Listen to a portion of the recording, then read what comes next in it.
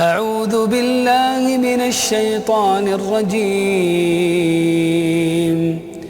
وإذ قال موسى لفتاه لا أبرح حتى أبلغ مجمع البحرين أو أمضي حقبا فلما بلغا مجمع بينهما نسيا حوتهما فاتخذ سبيله في البحر سربا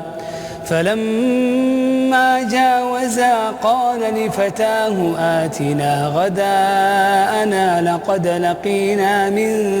سفرنا هذا نصبا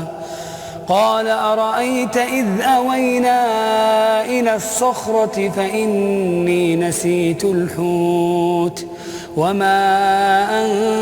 أنسانيه إلا الشيطان أن أذكره واتخذ سبيله في البحر عجبا قال ذلك ما كنا نبغ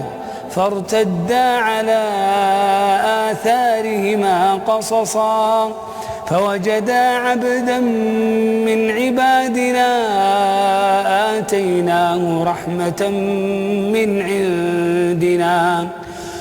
آتيناه رحمة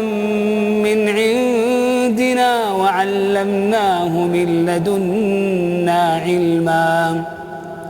قال له موسى هل أتبعك على أن تعلمني مما علمت رشدا قال إنك لن تستطيع معي صبرا وكيف تصبر على ما لم تحط به خبرا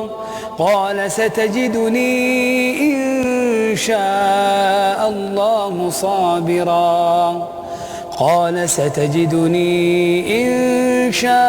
الله صابرا